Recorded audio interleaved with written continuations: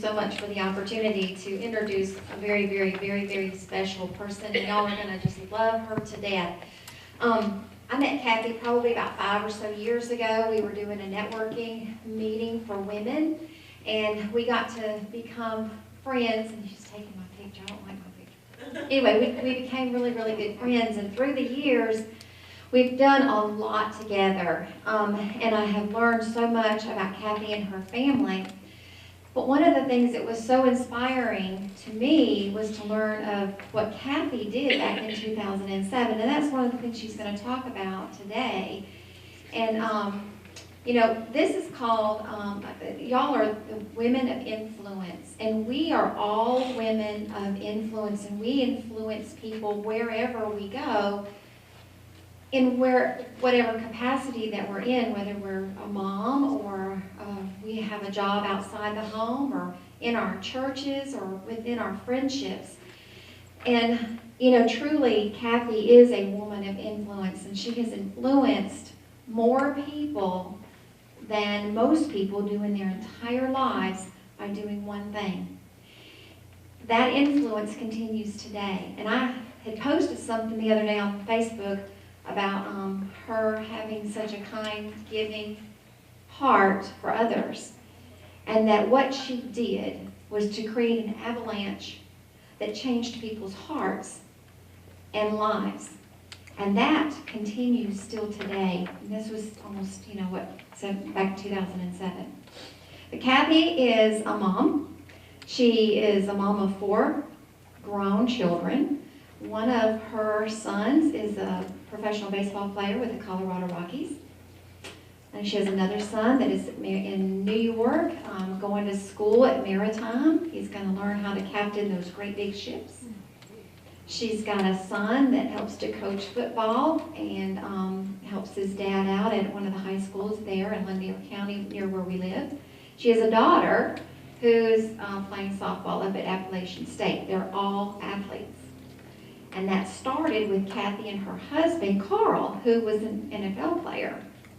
So their whole life has been centered around athletes and athletics.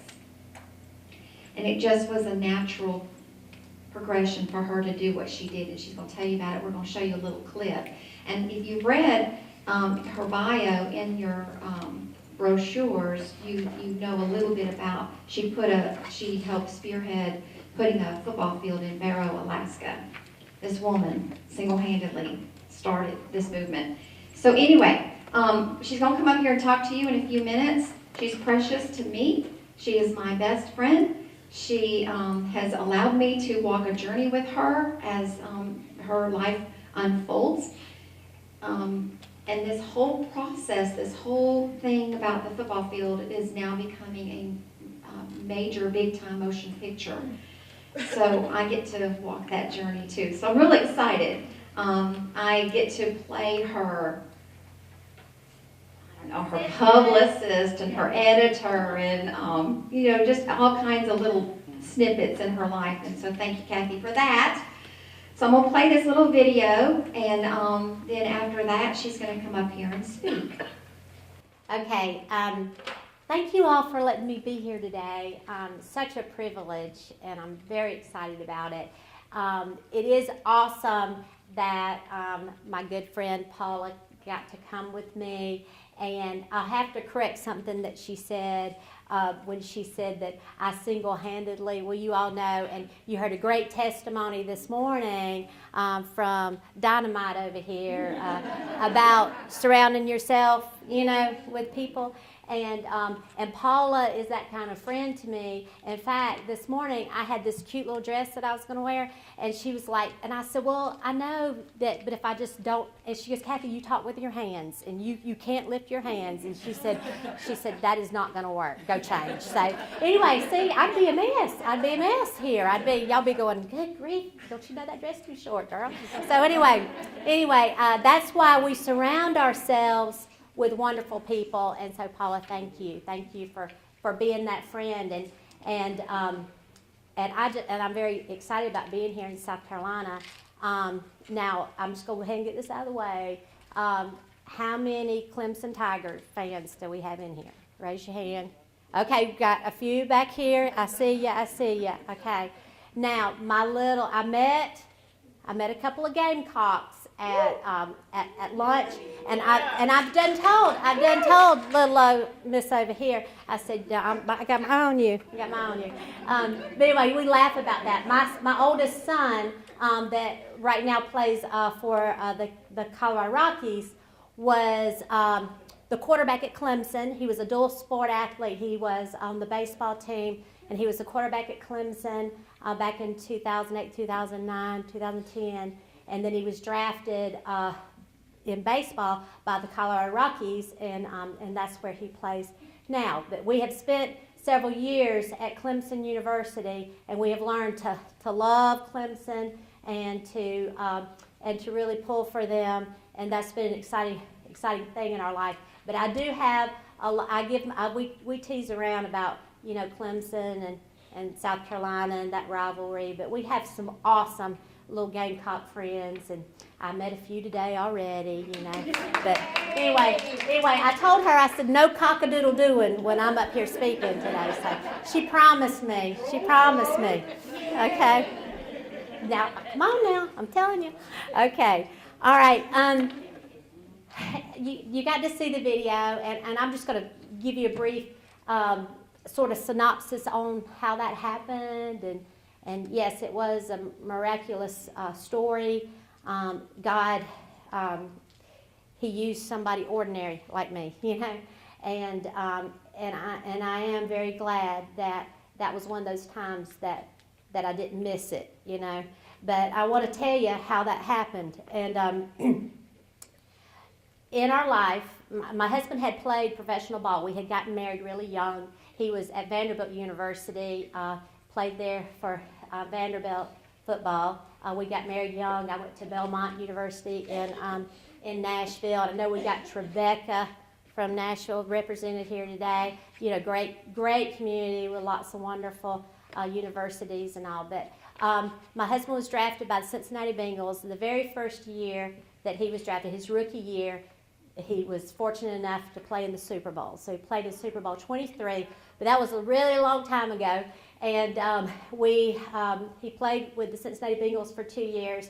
And people say, if you've ever heard the scenario that NFL stands for not for long, we're one of those families that, yes, that was awesome and that was wonderful, but it didn't last forever. And we ended up moving all over the country, and we started having our children at that time.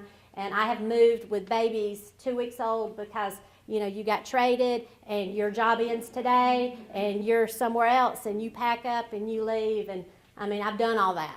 Okay, so I was really, really excited. Well, excited might not be the word, but more relieved when my husband quit playing football and started getting a real job where I knew, where we would live and if we were going to have a job, and that kind of stuff.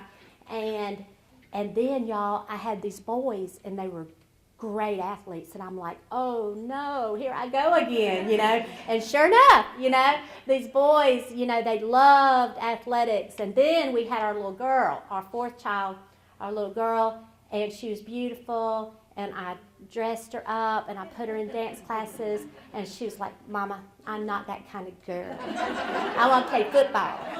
I'm like, oh, no, So she's an athlete, too, And so anyway, and they kid me all the time because they're like, Mom, you don't have anything athletic about you. But the one thing that I did have, God really used as a mom of athletes, is I am an encourager. And so God really used that for me to encourage my children, and I believe that has played a role in where they are today in the service that we do today. So back in 2007, I had 4 teenagers at home, and all 3 of my boys played football. My husband was the offensive coordinator at their high school, and my little girl was playing softball, and okay, I was all in, as Dabo Sweetie says, all in. I was all in. And we served at our home. And the one thing that I could do is I could cook, and I knew how to be hospitable, you know. I'm the last of 6 kids. My mom has had, on a whim, you know, just, you know, people come in. You don't make a big deal about it. If you have to use paper plates, that's absolutely okay. You make people feel welcome. And so we had players in our home. So every Thursday night before the Friday game, we would have the players come to our home and they would eat, okay? And I can tell you what meal that is. I've gone through several different things, and I found the one thing that filled them up that I could afford, you know? So I can tell you about that. But so I would feed these players, and they were around my husband, and several of these players, they didn't have a dad in their home, and my husband was their father figure. And then when they came to our home, we'd stand in our kitchen and we'd hold hands and we'd pray over our food. And when we sat, we would talk about how was your day and have that kind of family atmosphere, which many of them may not have had. And that's what we did. And we saw young men, you know, get on the straight and narrow. We had several things to happen at our high school. Our head coach was, I mean, he didn't waver on that. Yes, he wanted to win, but it was not at all cost. It was, we are going to be men of character. And he did a study with the guys called Men Built for Others. And so all this was going on in our life. And one Sunday morning, the kids were watching, we were all getting ready for church, and they had ESPN on, which is the only station, you know, my TV got. And they're watching ESPN, and they said, Mom, Dad, you've got to come in here and see this. And so my husband and I went in, and we watched this ESPN special on this struggling American settlement in Barrow, Alaska. It was the most northern American settlement with no roads into it. The closest community was 500 miles away. So very isolated, sat right on the Arctic Ocean at the very, very tip of Alaska. And they were struggling. They were losing their young men especially. Drugs, alcohol, just the crime. It was unbelievable in this little town of like 2,500, 3,000 people, the problems that they were having. And so out of desperation, the superintendent, because he couldn't get kids to stay in school, there were no jobs to aspire to. You know, they lived off the land, seeing the air. Most of the people were Inupiat Indian there, and there was no reason for them to go to school. And so out of desperation, he sent out a survey and asked the kids, he said, what would keep you in school? And overwhelmingly, girls and boys said, well, if we had a football program, we'd come to school. So they implemented a football program. Well, you know, that's a tough thing because you've got to travel, you've got to play somebody. So they were going to have to fly. It was going to cost a lot of money to implement this program. And then the other thing was, it's the tundra. There's no grass, no trees, nothing green grows there. It is flat, it is desolate, there is no life there, okay, as far as anything growing. The ground is permanently frozen. In the summer months, it thaws out and becomes mush, and it's just mud. Every yard, every playground, everything is just real mud, okay? And so where are we going to play? So they had a spot where they would park their heavy equipment. It was a little gravel area where they'd park their heavy equipment. And so they said, oh, we'll play right there on that gravel field. So that's what they did. And they played football on that gravel field. Well, we watched that day. And, of course, there was a lot of controversy over the program. Educators, and I know you've never had any educators give you a hard time, you know. But educators, and many of them did not live there full time. They pay very, very well. So many of them lived in other parts of the United States or even in other countries. And they would fly in, and they had dormitories that the educators would live in, and they would teach. And as soon as school was out, they were gone again. Okay, there wasn't a lot of buy-in. It wasn't like around here where your neighbor and the person you go to church with is your second grade teacher. It wasn't like that there. And there were a lot of problems. But they started this football program, and it was working, you know. And I knew it would work because I'd seen what was going on in my home. I'd seen what was going on in my community and in my boys' school. And so it was amazing. My husband and I, as we got ready for church, I said, you know, that football program is going to save the lives of those young men. And my husband said, yeah, you're right. And I don't know how to explain it other than we went to church that Sunday. My husband was also, he worked for the Parks and Recreation for our area, and he was overseeing putting in an artificial turf field for our community. And it was like the Lord showed me, if you need it for your kids, how much more do they need it in Alaska? Now, I'd never been to Alaska. I didn't know one person from Alaska. But God put that so heavy on my heart that when we got to the car, before we could even get in, I said, I got an announcement to make. I said, the Lord showed me. I said, we're going to raise money for them to get an artificial turf field like ours, and we're going to teach them how to play football. And my oldest son laughed. He goes, Mom, that is ridiculous. He goes, there's no roads into that place. It's impossible. And I'm going to tell you, he was right. You know, it was an impossible vision. But it was one of those things that I couldn't let go of. And I'm going to tell you, you know, and I don't want to spend a whole lot of time on this because I could go on and on and on. But the thing about when God puts something in you like that and you can't shake it, you know what I mean? You're all shaking your head. You know what I'm talking about. And that was it that way for me, even though I knew it was going to cost me. I had a full-time job. I had 4 kids at home I was responsible for. I had a husband who was coaching and also had another job who needed me. And here I was wanting to do something for people I didn't know in a place I had never been.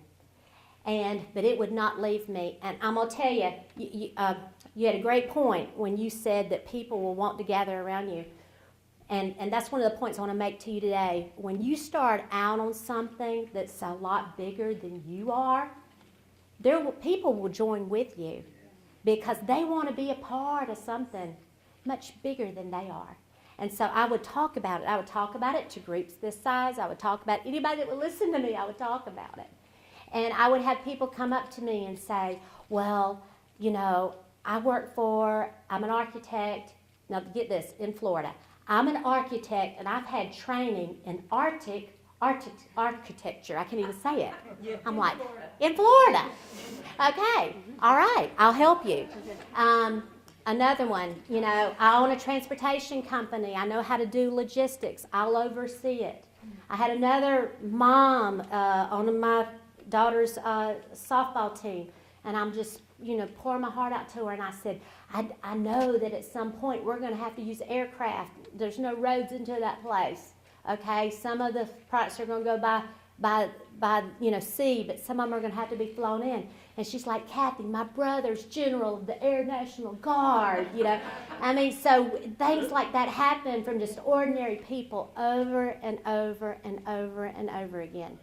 All right, long story short, that field, we announced in Jacksonville, Florida, on our high school football field, we held a press conference. I'd never done a press conference. I threw up before I went on stage. I was so scared.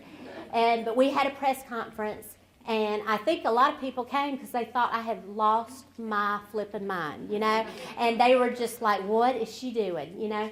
And I'm going to tell you, this was another point I wanted to make, is that when you step out on something and you've seen it, you know, not everybody's going to think it's a good idea, okay? You know what? We got to get over ourselves, you know. I'm a people pleaser. I want everybody to like me. I want everybody to agree with me. But when you're doing things that God calls you to and they're big things, you know what? You're going to have enemies, you know, and you just got to shake that sand off your feet. And I'm going to tell you, that's hard for somebody that's a people pleaser, but I had to learn to do it. And I mean, there were people just scowling at me. You want us to do what? You want us to take money out of our community for a place like Africa? You know, you want us to build what? For somebody else's kids that our kids not going to get to play on?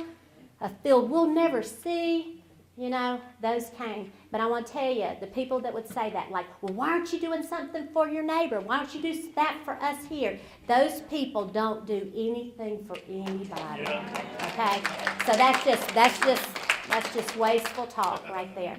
But we had to step out and we had to say, we're doing this. And I'm going to tell you, when we did that, people joined with us. Okay?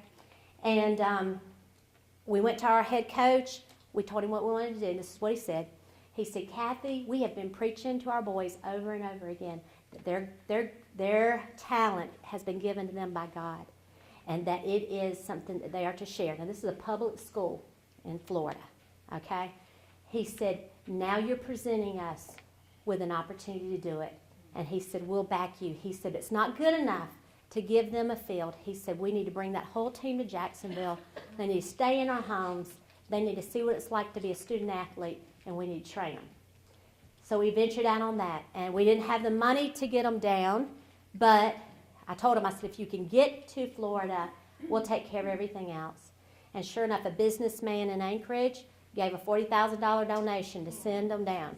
Well, I guess when you are 4,000 miles away and you look on a map and you see the Atlanta airport and you see Jacksonville, that's pretty doggone close, you know? And so they got to Atlanta with no idea how to get to. And I had a brother and 2 sisters that lived in Atlanta that met them at the airport, fed them, put them on a Greyhound, sent them to Florida.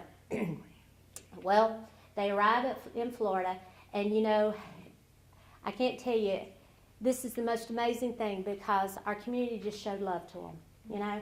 And all I would have to say is we're going to need sunscreen for these boys, and there'll be packets of sunscreen at my door. We're going to need sunglasses for these boys. There'll be, you know, it gave people an opportunity to give. So when they got there, we had backpacks full of anything you could imagine.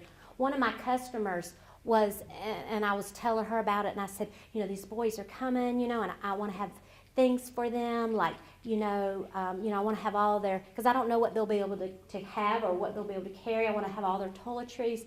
And she worked for, like, American Crew that, like, makes all that stuff. And she's like this, and she brings out a whole packet like this, and, you know. So, I mean, everything, it was like, Lord, just showed me, just open your mouth, and we will provide. So when they got there, it was like my whole living room was just filled, you know, from top to bottom with stuff to give them. And we just showered them with gifts, and we loved them.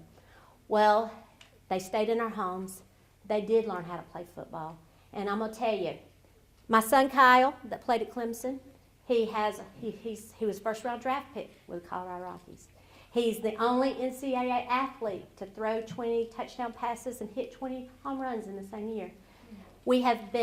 He's been showered with praise. My husband played in the Super Bowl. But I'm going to tell you something. When you see your kids take off their cleats and give them to somebody else because they don't have them, you know, that's a value that you can't buy. That's an honor that's going to really make a difference. And I saw that over and over as our kids were able to love these kids and show them how to play a game that our kids had played since they were 5 and 6 years old, you know. And they became, so they were there. The news couldn't get enough of it. People couldn't get enough of it. I mean, they were followed by news crews and everything else, and some amazing things happened, and it was awesome. But this was one of the most amazing ones. They had a assistant coach at the time, and his name's Brian Houston, and huge, big black man, huge guy, just sweet as could be. And I knew when I saw him and met him, I thought, this is the man that is going to lead these kids. I just knew it. You know, I could just tell by his countenance. My husband said the same thing. Well, he's now the head coach of that team, and he's been on TV and everything else. Yes. Oh, you're okay. Sorry. But anyway, when they were in Florida, they had a church that invited everybody to come. And we took this team and we went to this church service. I didn't have a clue what was going on. I just cried the whole entire time. That's all I did. And but that coach, he said I started out in the back and I got closer and I got closer. And he didn't want to go because he was of the Muslim faith, and he had been of the Muslim faith for 13 years. And he said we weren't supposed to go in another house of worship. But he got closer to the front. And at the end of the service, he went up to the pastor, and he said, I want to give my life to the Lord. I want to be baptized. They said, we're having a baptismal service tonight. They baptized him. Glorious. This is what he said. I know. Isn't that amazing? When we asked him later, and like I said, I was clueless. You know, I was clueless about what all was going on. I was just so overwhelmed what God had done. to bring these people 4,000 miles away, these strangers 4,000 miles away, and put them in our community, put them in our churches. I was just amazed at it. This is what he said. He said, well, I knew the Lord when I was young because my grandmother was a woman of faith, and my grandmother had taught me about the Lord, but I had gotten so far away, and I didn't know how to get back. And he said, when I came to Florida and I saw how the people loved us, he said, I knew, now's my time. This is how I get back. That verse, I will draw them unto me by thy loving kindness, that's what that was. We just love them. So he's now the head coach, and if any of this is ringing a bell with you, the NFL Network did an 8-week series on them this past fall, and Brian Houston is the coach, and he's praying, he's putting his hand on them. This is network TV, y'all, NFL Network. He's praying over these players. He's speaking over them, and I'm just like going, I'm crying again. I'm just like, oh, But that's God, and that's how God does things. That's how God works. I'm thinking I'm going to give them a football field. God's thinking I'm going to save the whole community. I'm going to change their whole life. Now there's like 12 fields in the state of Alaska that are artificial turf fields in small outposts and communities because they're like, we saw what happened in Barrow, and we were like, we want that, So it's amazing what God does. Well, I'm going to get to this. None of this I was going to talk about today. I had all this stuff I was going to talk about. But I just thought that it was real important for you to hear all of that story. And there's a whole lot more. Let me see, I'm doing on time. Okay. Here lately, it was after Luella asked me to come and speak. And I love telling that story. I could tell it a million times. And there's so many little parts of it I could go into that y'all just be like, are you kidding me? Like how they still wail, they go wailing. In fact, the name of the football team is the Whalers, and they go wailing, and they capture these huge, enormous whales, and they pull them up on the, they get the community to help pull them up onto the ice, and then they divide them up, and y'all, they give them the first part of the whale that they give to the widows and to the orphans, the people who need it the most. They divide it up. And they just give, and these people are amazing. Their values and the things that they have based, and a lot of it is biblical principle, And so I could go on and tell you about all those things. It was amazing getting to know them. It was hard. It was a hard thing to do, put the field there. It went by tractor trailer truck. It went by train. It went by ship. It went by barge. And then it went by aircraft into a place that has no roads into it, 650,000 pounds of product. It is a bright blue and yellow field that sits just yards from the Arctic Ocean. It has been on ESPN, it's been on ABC, it's been on NBC. It has been written about in France. It has been amazing, okay? And a movie's being made about it, and I'm writing a book about it, okay? But that's one of the things when Luella asked me to come and speak, and I was like, okay, I'll tell them about the field. But I was like, Lord, what else do you want me to share? And so I was praying. I was like, Lord, what is it? Because that's great and everything, but what do you want me to? What kind of meat do you want me to give these ladies? And the Lord's always done this with me. Anytime I was speaking, the Lord started working on me, on what I was speaking about. In fact, my husband said, don't ever tell anybody we're speaking about marriage because we will be divorced before the weekend. Don't do it. So we don't talk about that at all. So, or how to raise godly children. We don't go down that path either. So, but I was like, Lord, what do you want me to do? And I came in one night. My husband's a football coach for a high school football team, and they had lost really, really bad. And my son that lives with us, he also coaches with my husband, and they had lost, and I came in, and I turned on the TV to see how my son Kyle had done in his game. He had struck out again, and then my daughter sent me a text, and she was like, Mom, my softball tournament, I can't do it anymore, I can't, all that stuff, drama that comes with a little girl. And then my son Kendall was like, Mom, I'm on my way, we're playing a team out of town, but I'm so hurt from the week before, I don't think I can play. And I mean, I'm just like, we are losing in every category of our life right now. And I'm like, oh, and I just threw that phone, and the Lord spoke to me right then and said, that's what I want you to share with those women.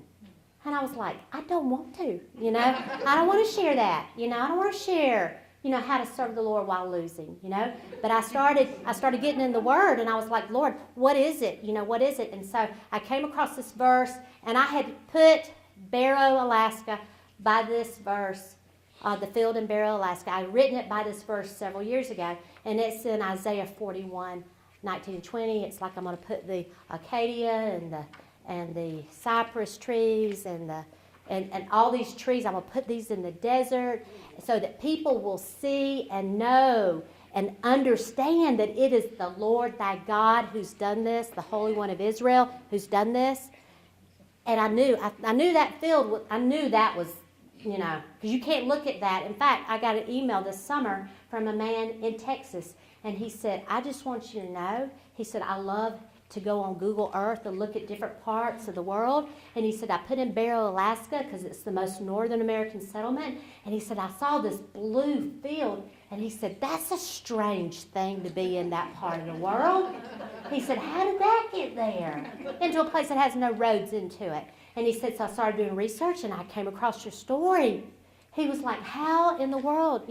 And so, it was just confirmation again of that verse, that people will see and understand that it's the Lord thy God that did this. So when I came across that verse, I'm like, yeah, that's Barrow, And the Lord showed me, no, it's where you are right now. It's where you are right now. And so I was like, okay, well, what does that mean? So the Lord started defining it for me. And this is what I want you to think about as I say these things. I want you to think about, what is this in your life? Barrow was barren.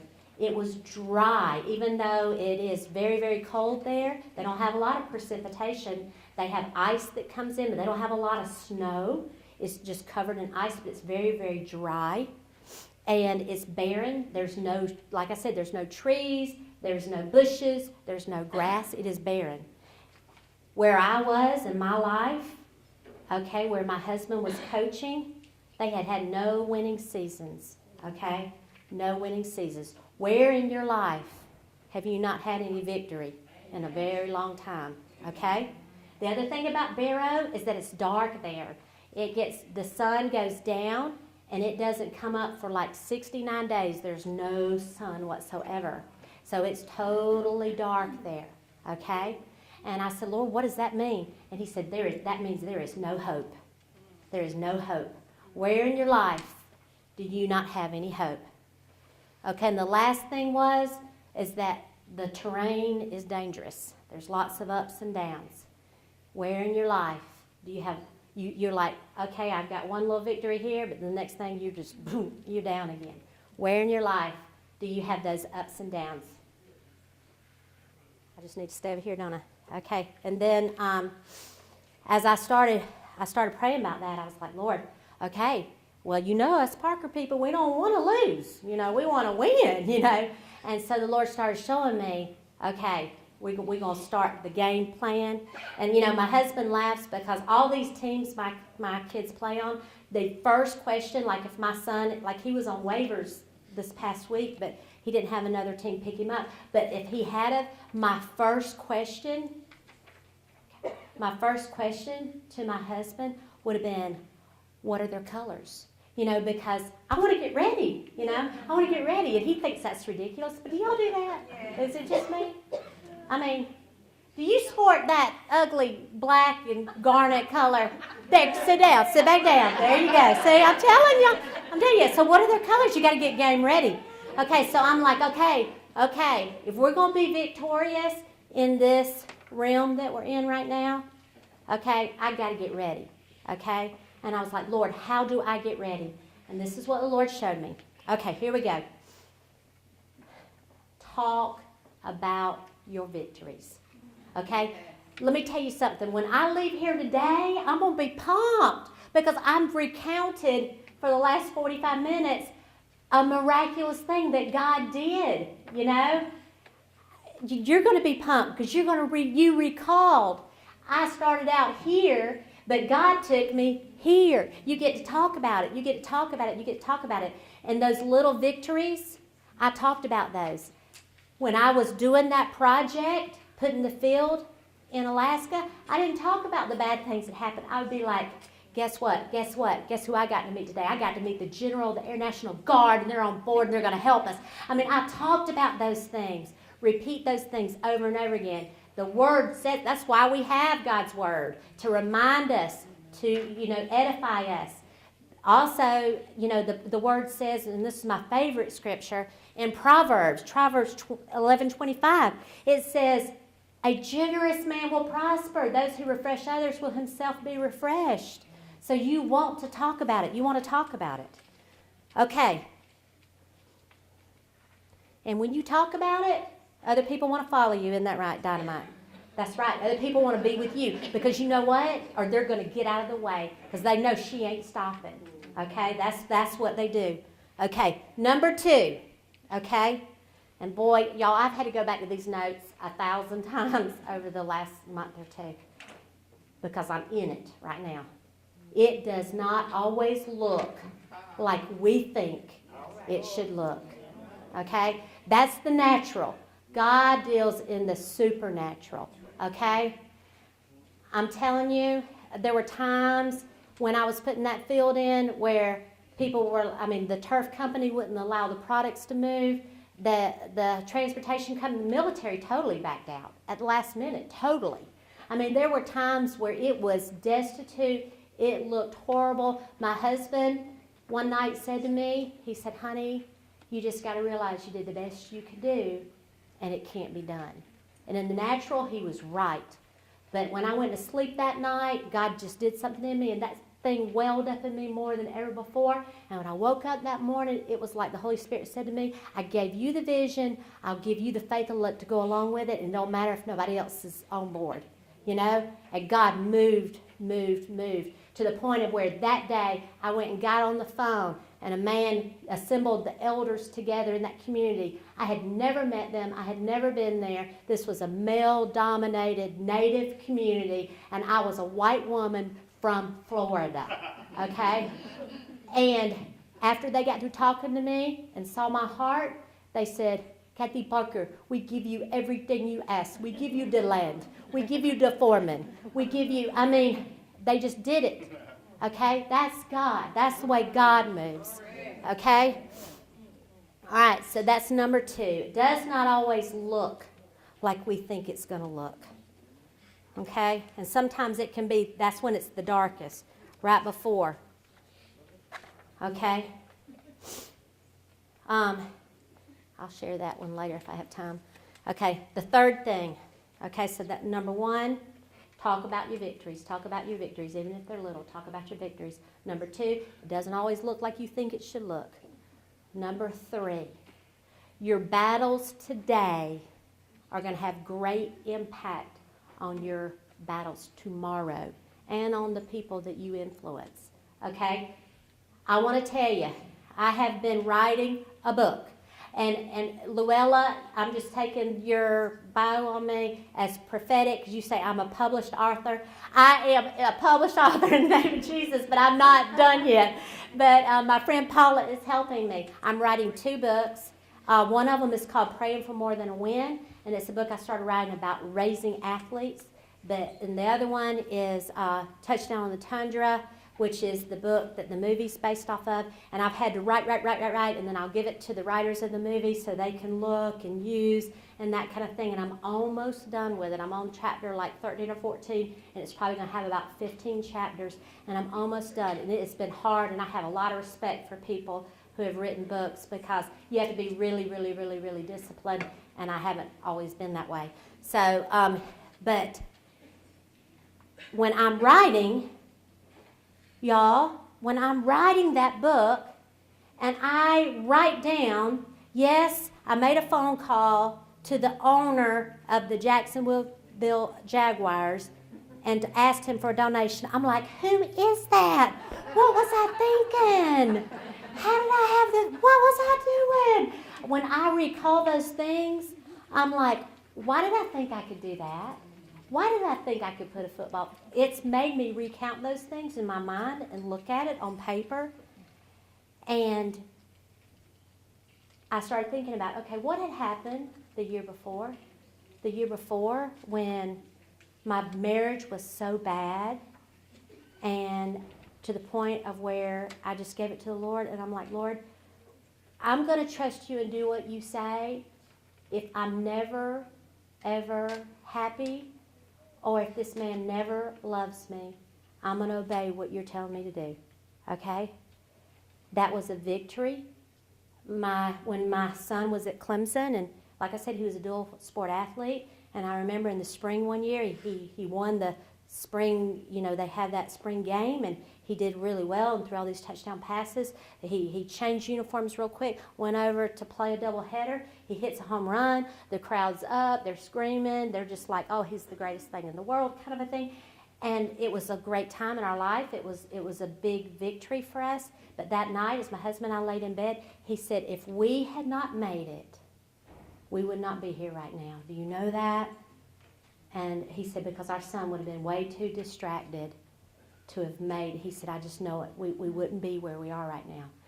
And the Lord showed us right then that, you know what? One step, one victory, you get another victory, you get another victory. Where to the point of where my faith was so high that when I started on this project to put a field in Barrow, I believed it.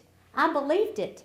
I believed it, And and other people around me believed it. And it had a great impact on them. In fact, this is one of my favorite stories. It has nothing to do with football. But I had put the field in, and like Paula said, God just really showered us with great praise. I was Person of the Week on NBC, both networks. ABC, ESPN did this huge story that aired like 4 or 5 times. Just all this news coverage, all these producers flying in from LA, begging to talk to us, all this kind of stuff. And I was at the ball field one day, and this lady, I didn't even know her that well. I had just met her through a friend. She comes up to me and she said, I want to tell you something. She said, my 8-year-old son, she said he had leukemia, and she said he'd gone through so much radiation and so much chemotherapy to the point of where his throat was just, almost, just so raw. And she said he was so weak. And she said everything that we had done had backfired. And she said it was just to a point where they didn't know if he was going to make it. And she said, and I was so tired. We'd been in the hospital for so long. And she said, I just didn't have it. Didn't have just one thing, And she said, I just like, God, I just given up, And they didn't know if he was going to make it through the night. And she said, Lord, she said, you need, can you give me some hope? Because if you don't, I can't make it. I can't be here any longer. And she said the TV was on, and that story came up, and she goes, I know that crazy woman. I heard her. I knew. And she said the nurses all started running and coming in and saying, what's going on, what's going on? And she said, that woman, she said, God gave her that vision. And she said, I met her once. And she's just telling me this, and I'm like, well, what happened to your son? She goes, oh, that's him running around over there. But God gave her what she needed to get through the night because she saw a victory. So that third point, and the things you go through today, the victories you have, and here lately I've told my husband, I'm like, our kids need to see us having some victories, We need, the best thing we can do for them is for them to see me and you have some victories, and tell them about them, And so we've been on that. Last thing I want to share with you is one of the things that my oldest son, Kyle, told my daughter, Kara. My daughter plays softball, and of course Kyle plays baseball, and she was real discouraged about, how she played and that kind of thing. And he took her to the side and he said, Kara, he said, the hardest thing about our sport is that you can't you have to get quick. You have to have very quickly. You have to get over your mistakes. He said, because he said, if I see a pitch coming in and I'm like, man, I should have hit that. He said, if I dwell on that, I'm going to miss the next one.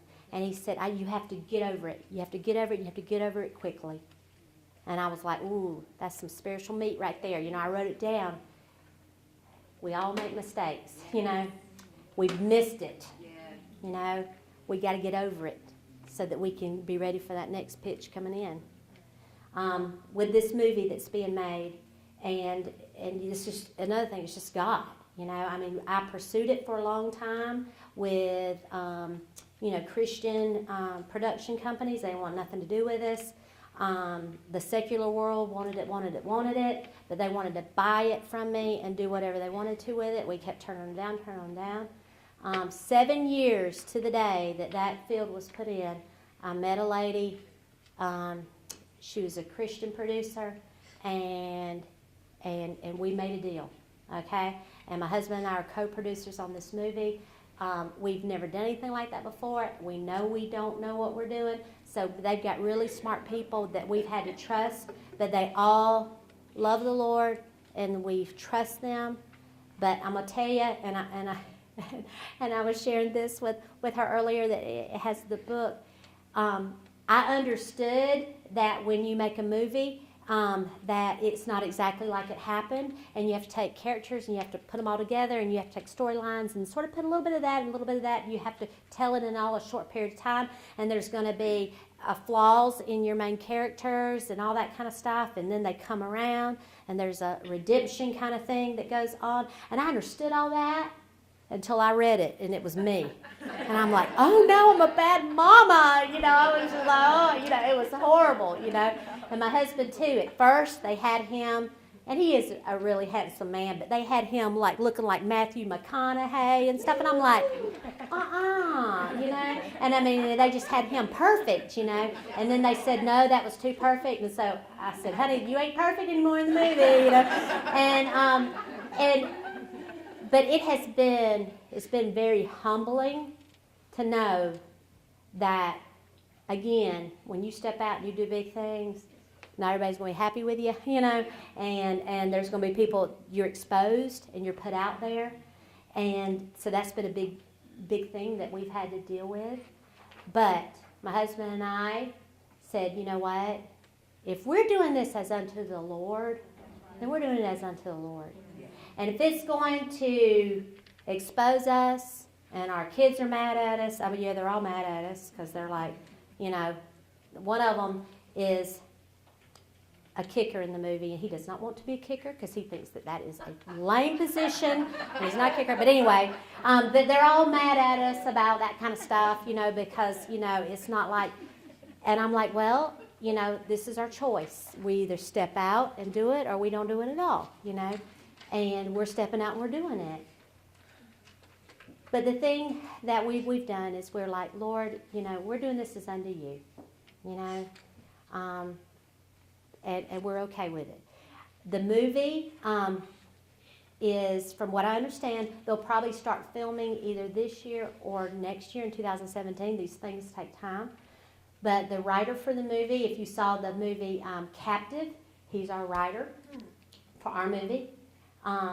And we're very, very excited about it. And I've got a giveaway. I'm so excited, especially after I heard you had a giveaway, and everybody, you gave away those boxes, and I'm like, oh, thank you, Lord, that I got a giveaway. I'd be a really lame speaker to have a giveaway. But Paula's got a little giveaway for you. And it is the picture of the field that sits on the Arctic Ocean. You can't see the Arctic Ocean in that photo. It's at but right at that is actually, that's like a little bay. Right at the bottom of that is the Arctic Ocean. And, but I wanted to give you a visual. So when you get something in your life that you're just like, oh man, this is my barrow. This is it doesn't look like it can happen. It's hard, it's impossible, it's dark. There's not a lot of hope there. I want you to look at that, and I want you to, hopefully it will give you some hope in your life. But one of the things I do like to do is if anybody has any questions, I'd love to answer those. Miss Llewellyn, am I okay on time? Oh, I'm going over. I've gone over. So I'm gonna. That's the thing of the day. You're cool. Okay, I'm okay. Okay. You got a question? Yes. Who's gonna play you? Who's gonna play me in the movie? I don't know. But they're going after some talent, and I think they want somebody with a southern accent. Can you believe it? Can you? Maybe. Thank y'all so much. Anybody else got any questions? Okay. All right. But you can go to the website. I have it at the top. Yes, ma'am. Have there been any other conversions based on all that's going on, or is that, we're expecting, of course, all that in the movie, or? About The like spiritual. the spiritual. Okay, that's a great question.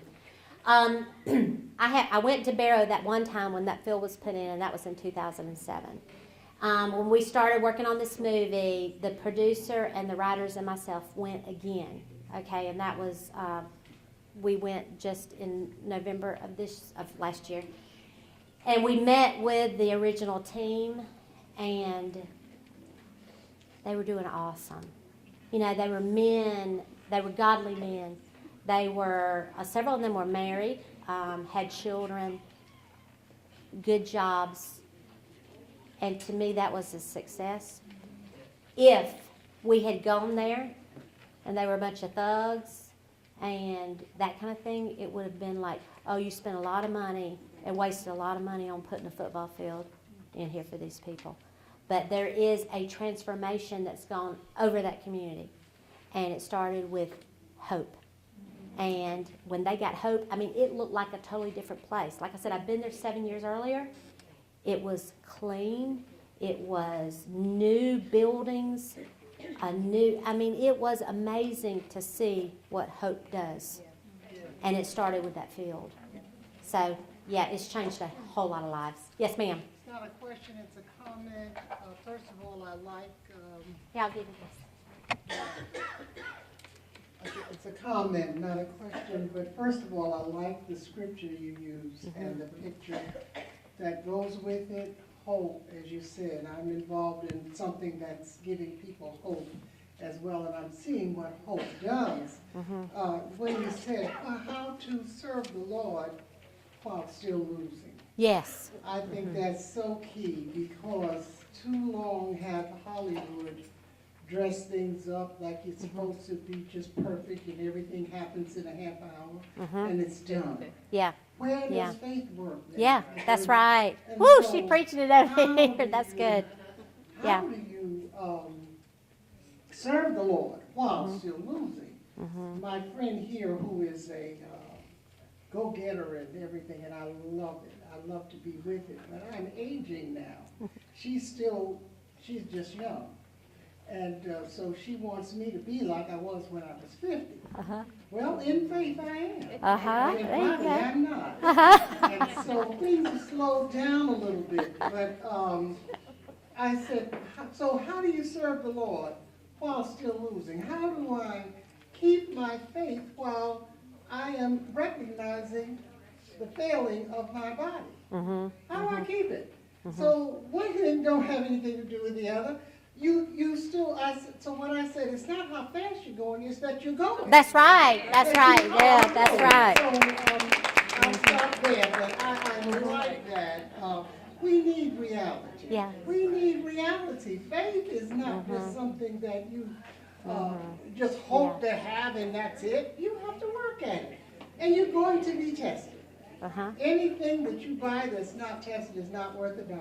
Right. So, and that's, so what shows that your faith is working is because you said after you almost lost your marriage in all of this, people gotta know that you got to stand for something, and after having done all to stand, Yes. you still stand. Yeah, amen. So you Amen. may have to go through a lot of things, and we need to know this. So I Yes.